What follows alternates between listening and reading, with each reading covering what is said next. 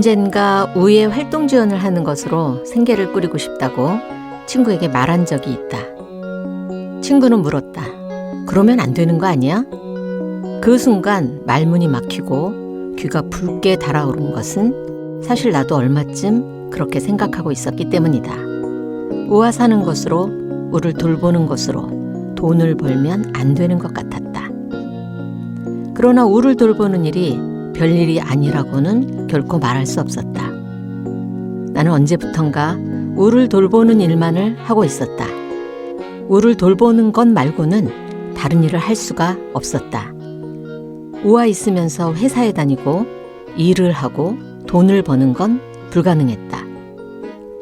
실현 가능한 미래의 세부 사항을 그려보려고 매일매일 애쓴 것은 우리가 어디로 가야 할지 구체적으로 알고 싶어서였다. 하지만 코앞의 날들조차 온통 뿌옇게만 보였다. 세상이 우를 가지고 인질극을 하는 것 같았다. 장애인 애인을 가지고 싶으면 장애인 애인 말고 다른 건 가져서는 안 된다고 말하는 것 같았다. 나는 장애인 애인을 가졌으면서 다른 것도 가지고 싶었다. 욕심이었을까? 장애 감수성을 기르는 본격 문학방송 A의 모든 것을 시작합니다. 저는 진행을 맡은 DJ 호호 김효진입니다.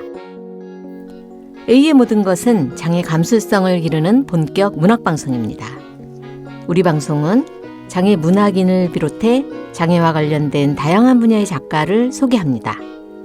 장애인에 대한 우리 사회의 편견을 허무는 것이 우리 방송의 목적입니다. 저는 노지영 문학평론가 노평님과 함께하고 있습니다. 노평님 잘 지내셨나요? 네, 잘 지내셨죠? 네. 더위가 네. 끝나갈 줄 알았는데 여전히 네. 대단한 기세로 우리를 감고 있네요. 네, 폭우에 폭염에 날씨가 그러니까요. 완전 변덕이죠. 네네. 네. 이 와중에도 또 우리를 깜짝 놀라게 할 뉴스가 하나 눈에 띄었어요. 진짜 깜짝 놀라신 거 맞습니까? 뭔데요? 스테이시 박 밀번이라고요. 그러니까 한국계 미국인인 거죠. 네. 한국 이름은 박지혜이고요. 네. 미군 아버지. 그 엄마는 한국인. 그리고 이제 미국에 이주해서 살아갔던 장애 여성이고 근육장애를 가지고 있는 걸로 알려져 있어요. 네, 근육 퇴행성 질환인 근위 영양증을 네네. 앓았던 인권운동가라고 들었어요. 네네. 이분이 그 미국 주하에 모습이 새겨진 여성 20명 중에 한 명으로 그 선정됐다는 소식을 사실은 작년에 들었어요. 네. 근데 이제 얼마 전에 다시 한번 또 보도가 됐더라고요. 그래서 지난번에 비해서는 좀 관심을 받는 것 같아서 조금 그 마음이 나아졌는데 네, 이분이 그 장애인 인권 운동뿐만이 아니라 장애인 중에서도 더욱 소외되어 있는 성소수자, 유색인종, 그다음에 뭐 이주민, 이런 분들을 노숙자, 그분들의 권익 증진을 위해서 애쓰셨던 분이죠. 장애 정의 운동 활동가셨던 거죠. 네.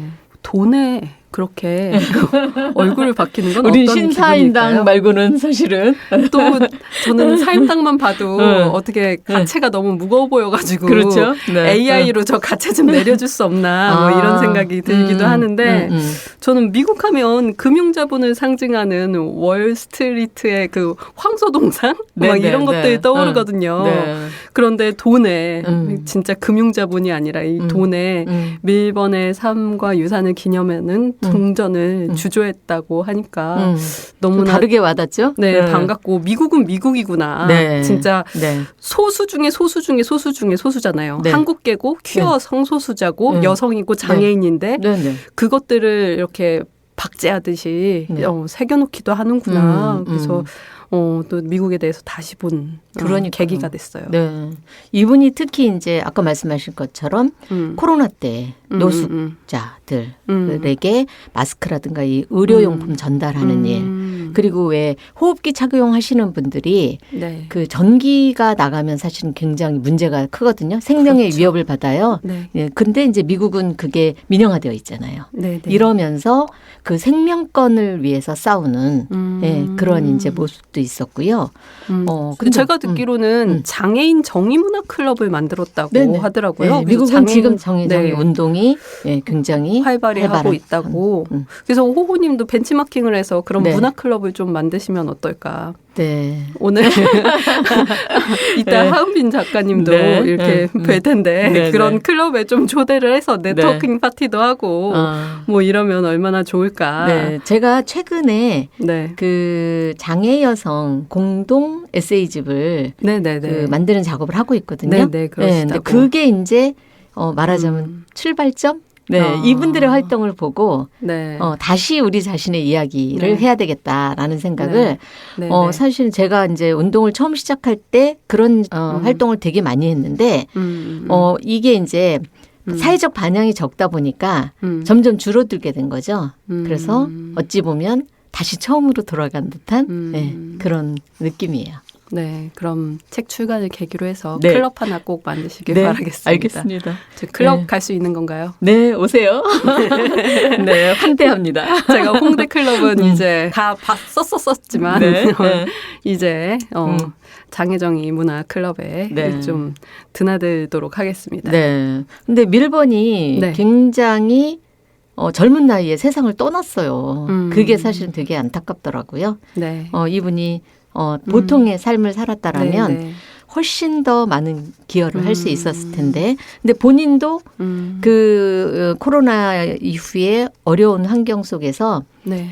신장암에 걸렸는데 네. 수술 후유증으로 세상을 떠난 거예요. 네, 그런 네. 면에서 정말 중증 장애인이고 여성이고 한 그 취약성이 그대로 이분의 삶에 투영될 수밖에 없었구나라는 점에서 굉장히 네. 안타깝게 여겨지네요.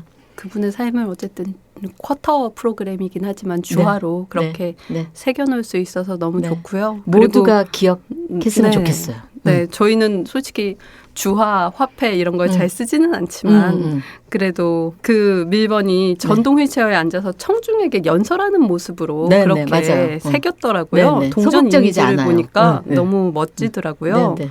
그래서 왼손을 목 근처 가슴에 얹고 오른손은 무언가를 설명하는 듯이 앞으로 뻗고 그리고 기관 전제수를 받고서 튜브 고정 장치를 네네. 그렇게 목에 끼고 활동했는데 동전에는 그런 모습도 미세하게 네네. 담겨 있더라고요. 네. 그래서 예전에 앨리스 웡 책을 우리가 다룬 적이 있잖아요. 그렇죠. 네. 근데 앨리스 웡이 기계식 양압기를 낀 자기 사진이나 자화상을 계속 이미지로 가시화해서 남긴 것들이 기억이 나던데 네. 그렇게 밀번의 뒤를 잇는 주화들이 네. 많이 만들어져서 그래서 여러 이제 연대의 구축을 네. 돈으로도 네, 우리가 확인할 수 있으면 좋겠다. 돈은 하는 뭐 생각이 사실은 듭니다. 우리 일상과 아주 가깝잖아요.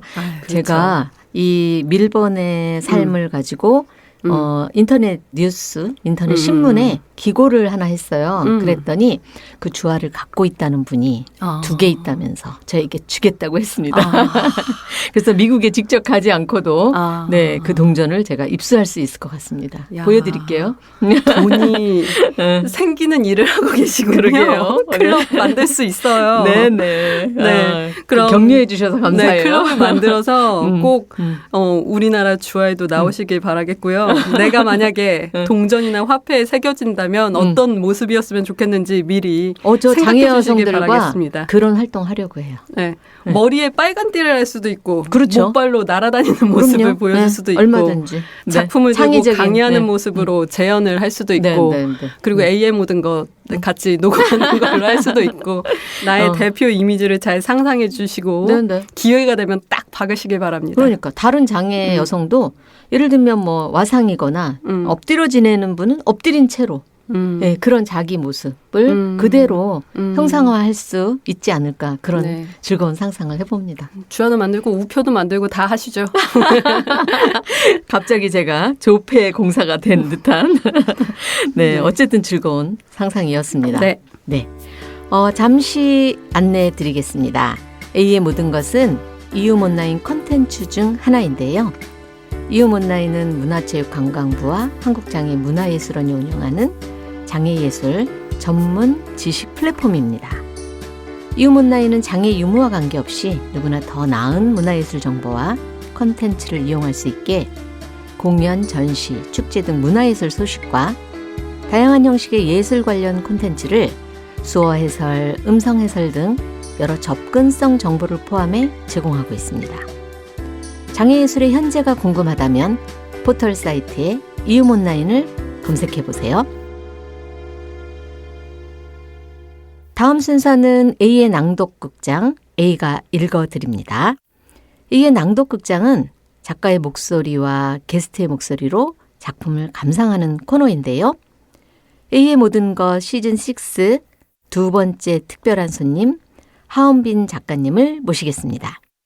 네, 하은빈 작가님 어서 오세요. 안녕하세요. 반갑습니다. 네, 반갑습니다. 네, 안녕하세요. 네, A의 모든 것을 보거나 듣고 계시는 분들이 많으시잖아요. 네. 인사 부탁드릴게요. 네, 저는 글을 쓰고 공연을 하는 하은빈이라고 합니다.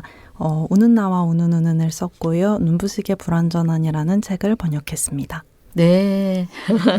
그 외에도 활동이 너무나도 많으시던데요. 네, 그러니까요. 네, 일라이 클레어의 책에만 봐도 네, 뭐 맞습니다. 다방면의 종합예술인으로서의 역량을 보여주고 계시던데. 그때 좀 길게 써달라고 하셔가지고 좀 많이 쓰게 됐어요. 그런데 저는 너무 좀 제가 산만한 편이어서 활동이 많았긴 한데 근데 글 쓰고 공연하는 이 두 항으로 좀 수렴시키려고 노력을 하고 있긴 합니다. 네. 활동을 많이 하시는 걸 산만함으로 표현할지는 몰랐어요. 아, 근데 네, 실제로 혼자의 여유. 아, 그런 거구나. 네. 갑자기 산만함으로 표현하시니까 제가 무척 당황스럽습니다. 그러신가요? 네네. 왜냐하면 네. 책으로 배웠을 때는 굉장히 균형감 있고 차분하고 이런 이미지로 연상이 됐거든요. 실제로 저는 몇 년 동안 ADHD 치료약을 먹고 있어요. 그런데 진단이 조금 어려웠던 게 이렇게 여성들에게는 되게 어릴 때부터 이 신체적인 규범이 그렇죠. 이렇게 체화되기 때문에 오히려 이렇게 차분하고 겉으로 보기에는 증상을 알아채기가 되게 어렵다고 하더라고요. 네네. 그래서 되게 오랫동안 어떤 치료약을 여러 가지를 시도해 보다가 이거인 것 같다. 이렇게 맞는 찾게 약을 됐어요. 발견하셨군요. 네네. 그런데 또 이제 오랜 시간 먹다 보니까 최근에는 이제 약을 좀 줄이려고 노력하고 있어요. 네네. 아니 그럼 작가이자 번역가이자 싱어송라이터이자 연극인, 무용가 그렇죠. 이런 활동들이 ADHD에 저는 실제로 좀 증상이다? 네, 이게 증상과 함께 살아가면서 해왔던 것이다라고 그렇죠. 생각해요. 네. 간단한 자기소개일 줄 알았는데 산만함이라는 단어로 굉장히 풍부한 자기소개를 들을 수 있었습니다. 그러게요. 그리고 팟캐스트도 하신대요. 네. 좀 소개를 듣고 싶어요. 네. 팟캐스트는 몇 화 없는데요. 저희 친구 동료 작가인 안담 작가와 함께 진행하는 최초의 독자라는 팟캐스트가 있어요. 각자 쓴 글을 읽고 그 글에 대해 이야기하는 그런 팟캐스트인데 저희가 그때 처음에 팟캐스트를 시작할 때는 둘 다 책이 없었고 서로에게 다른 독자가 없이 그냥 서로 글을 쓰면 제일 먼저 글을 보내주고 읽어주는 이런 관계였는데 이거를 좀 그냥 우리 재미있는 이야기를 나누니까 방송으로 만들어보자 했던 것인데 몇 번 하다가 너무 이 편집이나 이런 게 생각보다 손이 많이 가가지고 그만뒀거든요. 네. 그런데 한 2년 있다가 그 2년 사이에 계속 이제 주변에서 녹음 안 하냐, 왜 안 팟캐스트 나오냐. 해라. 네. 좀 기다리고 있다 이런 얘기를 해주셔가지고 지지난달에 다시 시작하게 됐어요. 시즌2를? 네, 그렇습니다. 팬들의 열화와 같은 성원 때문에 그냥 주변 친구들의 네. 퇴근으로 하게 되었습니다. 네네. 네. 우리 방송에서는 이름 대신 닉네임으로 서로를 부르고 있거든요. 네. 방송에서 불리고 있는 닉네임이 있으시면 말씀해 주시고요. 참고로 제 닉네임은 호호이고요. 노지영 문학평론가는 저는 노평입니다. 네, 저희를 호호, 노평이라고 편하게 불러주시면 되겠습니다. 네, 좋습니다. 저는 21년부터 이끼라는 이름을 쓰고 있어요. 네. 보신 것처럼 제가 에너지가 이렇게 막 또 상승한다기보다는 이렇게 좀 내려앉는 편이고 네. 또 습기로 따지면 좀 축축한 편인 것 같아요. 그래서 저는 좀 이런 낮거나 축축한 기질 때문에 이끼라고 지었는데 나중에 친구들이 사주를 봐주는데 돌 위에 나무가 있는 형상이다. 이렇게 얘기를 해주더라고요. 굉장히 강한 분이시네요. 그럴 수도 있죠. 그걸 그렇게 받아들이신 거예요? 돌 위에 편하게 얹혀있는 양치식물의 팔자다 해서 너무너무 좋은 운명을 가졌다. 저는 그렇게 받아들였는데. 이게 그런 해석도 강한 건 나쁜 거 아니잖아요. 호호의 해석도 있는 것 같아요. 그러니까 사실 흙에 뿌리를 내려야 하는 것인데 돌에 내려왔다 보니까 삶이 좀 척박하기도 하고 근데 생명력도 있는 것이죠. 근데 또 이제 이끼라는 이름에 굳이 붙여보자면 좀 돌 위에서 이렇게 편안하게 사는 그런 식물, 그런 식물의 이미지도 있어서 어쨌거나 팔자에 맞는 이름을 짓지 않았나 생각했습니다. 그러다가 여차하면 돌에 이제 균열을 일으켜서 바위도 깨버릴 그렇죠. 수도 있고. 축축하다고 표현하셨는데 촉촉한 감성 아니세요?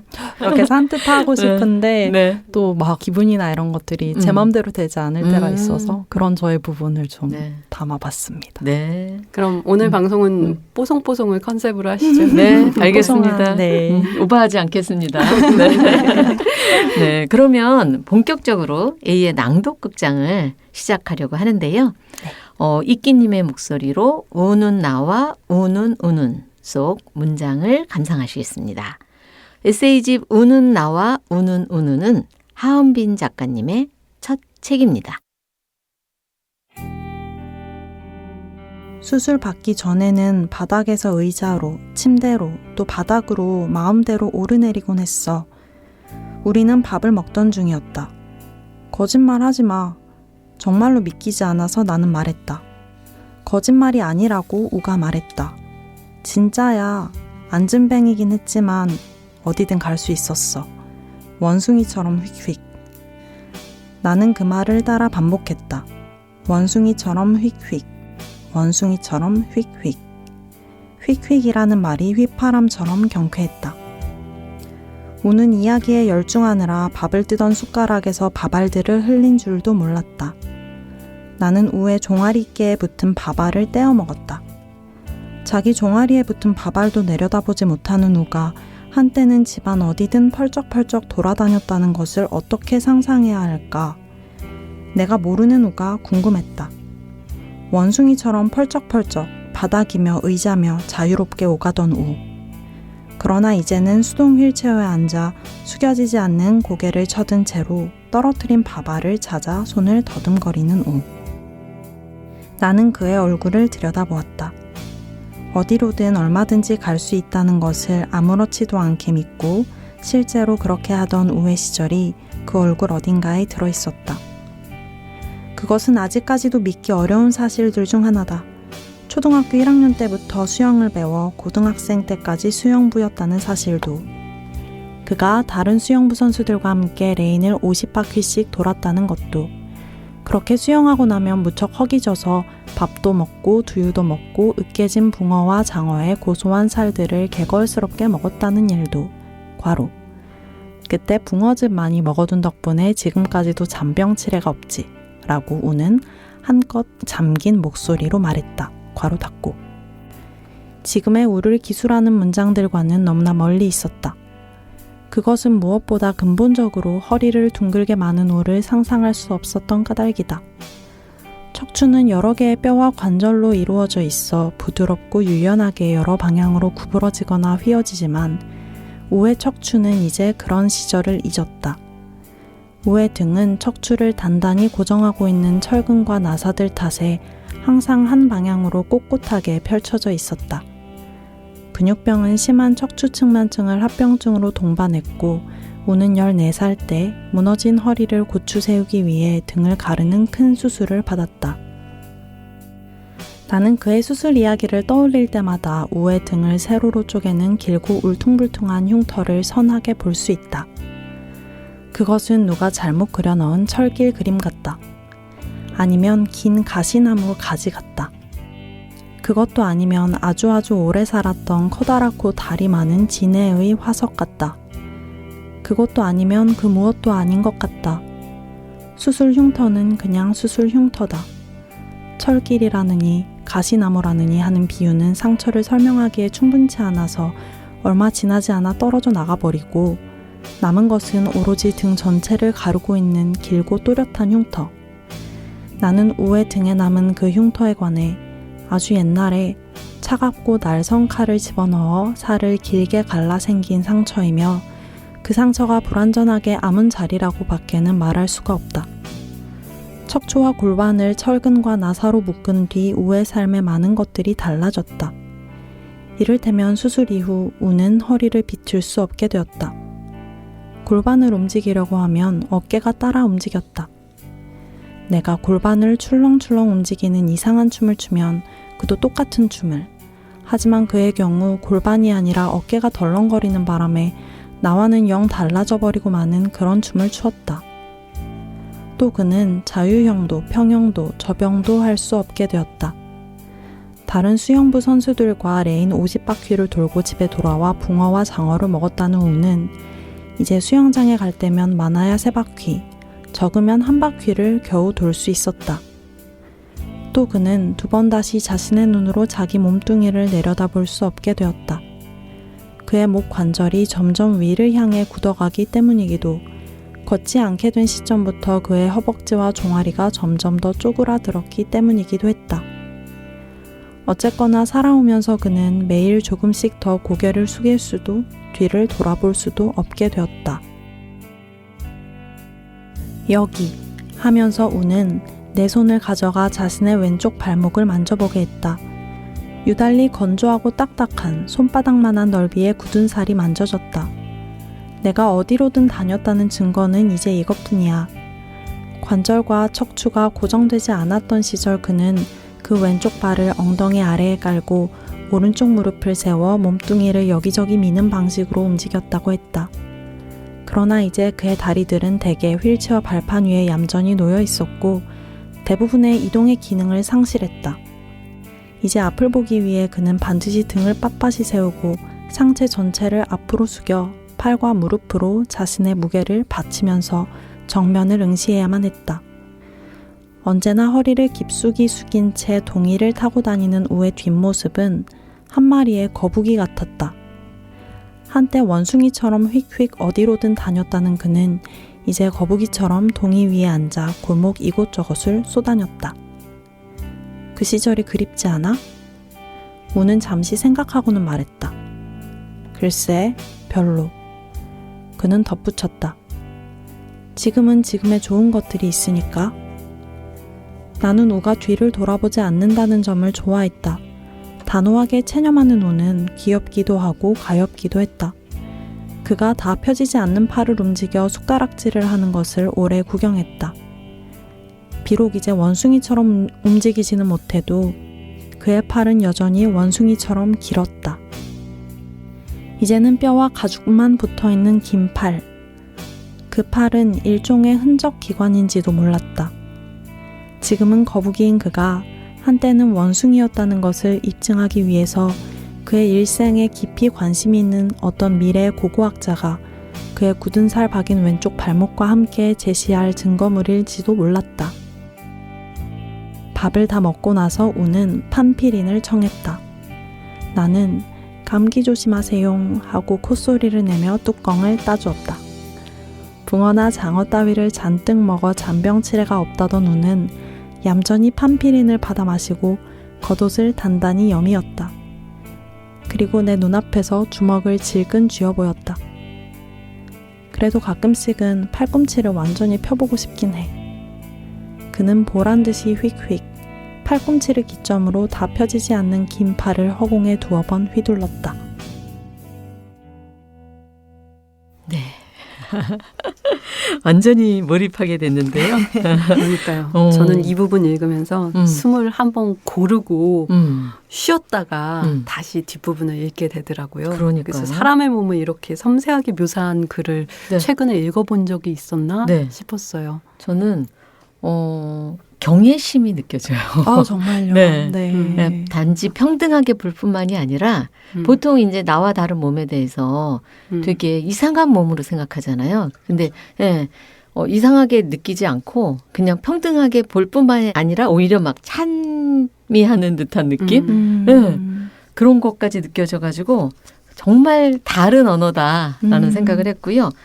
또 그리움도 느껴지는 것 같아요. 네. 네. 그래서 이게 담담히 그 몸에 대해서 묘사하는 것 같지만, 네. 그때의 나와 우에 대해서 어떤 그리움의 감정이 잘 표현되어 있지 않나라고 생각했습니다. 네. 혹시 이 부분을 특별히 골라 읽은 이유가 있겠죠? 네. 네. 저는 이 부분이 일단 쓰면서 재미있었기 때문에 골랐어요. 네네. 즐겁게 그리고 뽀송뽀송한 부분. 네. 이 글에 등장하는 인물들이 즐겁게 자신의 일상을 살아가고 있는 모습이 담겨 있는 장면이라서 골라보았고 왜 그런 선택을 하게 되었느냐면 이 책이 축축한 책인 것도 맞는 것 같아요. 우는 나와 우는이라는 제목을 가지고 있기도 하고 많은 독자분들이 저에게 눈물을 흘렸다라는 감상을 전해주시기도 하셨어요. 거기에 대해서 감사하는 한편으로 그런데 저는 우아의 즐거웠던 시간을 비록 잘 재현하지는 못했지만 많이 담고 싶었거든요. 네. 그리고 정말 슬프거나 비참한 순간에도 너무 이상한 웃긴 점들이 분명히 있었어요. 맞아요. 네. 그것들이 더 상황을 더 뭐랄까 고약하게 뭐라고 말하기가 어렵게 만들었던 것 같은데 페이소스도 네, 느껴져요. 맞아요. 그런 부분들이 곳곳에 들어있는데 그 중에서도 이 부분은 우를 소개하면서 우와 나의 관계를 소개하면서 이들의 즐거운 한때를 좀 보여주기도 하는 장면이라서 골라봤어요. 네. 그 어린 시절에 저는 기어다녔거든요. 그러니까 원숭이 같은 포즈하고는 조금 또 달라요. 근데 이제 제가 이제 조카들이 많이 있는데 조카들이 집에 놀러 오면 저를 흉내내는 거예요. 근데 그게 이상해서 흉내내는 게 아니라 너무 자연스러워서 그리고 이모인 저를 좋아해서 따라하는 거죠. 근데 놀이인 거죠. 그렇죠. 애들에게. 그런데 그 어른들이 야단쳤어요. 그랬군요. 그런 걸 따라하고 그러느냐. 그러면 아이들에게 굉장한 나와 정말 다른 존재이고 거부해야 되고 배제해야 되는 듯한 느낌 그런 것들을 그 한마디에 야단치는 한마디에 그 다 담지 않았을까. 네. 갑자기 그 대목이 떠올랐어요. 네. 그래서 우리 아이에게 우리 어렸을 때 기어다녔어. 엄마 아빠 이 얘기 해주면 아이가 너무 재밌어해요. 어떻게 막 한번 해봐. 이러는데 그게 이제 다른 몸을 받아들이는 태도가 우리 어렸을 때 어른들과는 많이 다른 태도가 아닌가 그렇게 느껴졌어요. 이번 순서는 노평님의 낭독으로 A의 낭독 극장을 마무리하려고 하는데요. 네, 이어서 2부 A의 특별한 만남 코너에서 또 이끼님과 다시 만나 뵙도록 하겠습니다. 네, 저도 비교적 보송보송하다 싶은 부분을 골랐는데요. 82페이지에서부터 나오는 내용입니다. 책의 82페이지를 보면 너무 많은 이야기를 잃어버렸다고 말하면서 분실한 이야기의 목록을 쭉 적고 있는데 연과 행만 나누지 않았을 뿐이지 그 자체가 시라고 생각했어요. 네. 그래서 유실물처럼 잃어버렸다지만 그 세부를 모두 물먹은 스폰지처럼 품고 있는 어떤 사건들이 있잖아요. 그래서 그렇게 잘 알고 있다 생각한 어떤 연인의 서사조차도 압축될 수밖에 없는 문장들로 그렇게 존재할 수밖에 없는 게 또 사랑의 실체이자 유한성이기도 하겠다. 그래서 다가가면서도 모두 다가가지 못한 사랑의 모습을 너무 잘 보여주고 있어서 오늘 읽고 싶었던 부분인데요. 네, 우의 삶을 너무 압축적으로 보여주는 서사가 매우 시적인 흐름으로 연결되어 있어서요. 제가 한번 읽어보겠습니다. 네. 너무 많은 이야기를 잃어버렸다. 분실한 이야기의 목록. 쭈그리고 앉기가 어려워 엉거주춤 선 자세로 세수하는 우를 보고 선생님이 아이들에게 저런 세수를 고양이 세수라고 해요. 했다는 이야기. 초등학교 공작 시간에 같은 반 미용실 딸내미는 미용 가위를 가져오고 고깃집 아들내미인 우는 고기 가위를 가져왔다는 이야기. 재활의 일환으로 집 앞 계단을 무료하게 오르내긴 이야기. 동생들과 함께 숟가락을 하나씩 나누어 손에 쥐고 있다가 손님들이 빠져나가면 철판을 누른 볶음밥을 박박 벗겨 먹었다는 이야기. 수영장 샤워실에서 물을 맞고 있으면 장난기 많은 아이들이 뜨거운 물 쪽으로 꼭지를 돌려놓고 도망을 가서 비명을 지르며 샤워실 바닥을 뒹굴었다는 이야기. 그 바닥의 타일 무늬가 여태껏 선명하다는 이야기. 급식실 식탁에 앉아 있으면 모두가 우의 휠체어를 한 번씩 때리면서 지나가는 바람에 밥을 잘 먹기가 어려웠다는 이야기. 척추 수술을 할 적의 이야기. 눈부신 수술실 조명 아래 누워 숫자 10을 세려는데 미처 하나를 세기도 전에 가스에 취해 기절한 이야기. 이게 무슨 냄 쿨. 수술 이후 한동안 거즈에 묻힌 물만 빨아먹으며 누워 지냈던 이야기. 나중에 들으니 수술실 문이 닫히자마자 그렇게나 씩씩하던 어머니가 주저앉아 오열을 했더라는 이야기. 우를 도와주던 친구들이 자라면서 점점 일진이 된 이야기. 그런 바람에 그들이 죽치고 앉아 있었던 학교 장애인 화장실에선 언제나 맵고 뿌연 담배 연기가 자욱히 피어올랐다는 이야기. 병을 치료하기 위해 의정부 외곽 어느 비닐하우스에서 몇 주간 자석치료 아저씨와 지내며 효험이 의심스러운 요양치료를 받았던 이야기. 비닐하우스였던 그곳의 바닥은 포장되지 않은 흙바닥에 비닐을 씌운 게 전부였던지라 휠체어가 굴러가기 어려울 만큼 울퉁불퉁했다는 이야기. 그곳에서 지내던 첫날 저녁 식탁 위에 있는 수북한 더덕 무침만이 유일한 밥 반찬이라는 것을 알고는 애써 꾹 참고 있던 울음이 터져버렸다는 이야기. 자석치료 아저씨의 발명품이었던 내부의 좌석이 빼곡히 붙은 치료기기 안에 들어가 열찜질을 했던 이야기. 그러던 어느 날 문이 고장나는 바람에 큰 사고가 날 뻔했던 이야기. 과자 봉지를 혼자 힘으로 뜯어보여 자석치료 아저씨를 기쁘게 한 이야기. 그 아저씨로부터 해리포터 시리즈 레고 선물을 받았던 이야기. 근이 영양증 신약 임상실험에 참여할 기회가 있었던 이야기. 지금은 원로 교수가 되었으나 당시만 해도 젊은 의사였던 주치의가 따로 우의 가족을 불러서는 신약 투여를 말렸다는 이야기. 대신 신약을 투여받은 옆 침대에 친구에게 화제가 몰렸으나 결국 아무런 효과가 없었다는 이야기. 장애아동의 소원을 들어주는 비영리단체 메이커위시의 수혜자로 선정되었던 이야기. 가족들의 뜻으로 제주도 가족여행을 가게 되었지만 사실 우는 개그 콘서트 방청을 가고 싶었다는 이야기. 여행지에서 받은 영상편지에서 우의 가족들이 일제히 울고 있었던 이야기.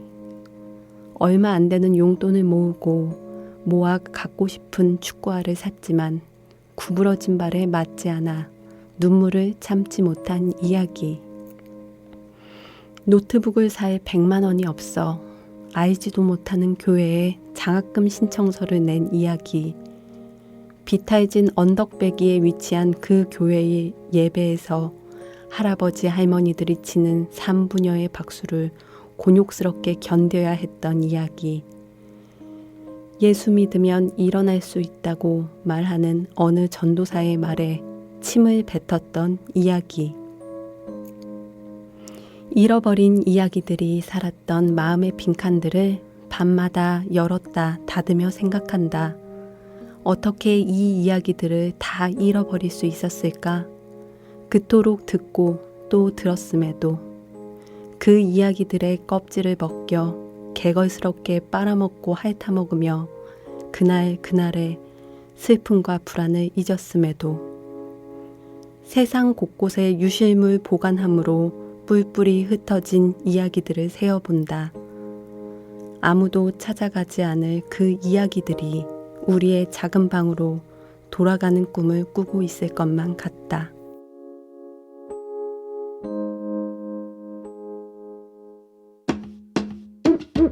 나의 이야기가 바로 너의 이야기, 우리의 이야기가 모두의 이야기. 한 글자는 너, 한 글자는 나, 한 문장은 그렇게 우리가 되어 킁킁 킁킁 우리의 가슴을 두드릴 이야기, 토닥토닥 모두의 마음을 어루만질 이야기. 함께 들어볼래요?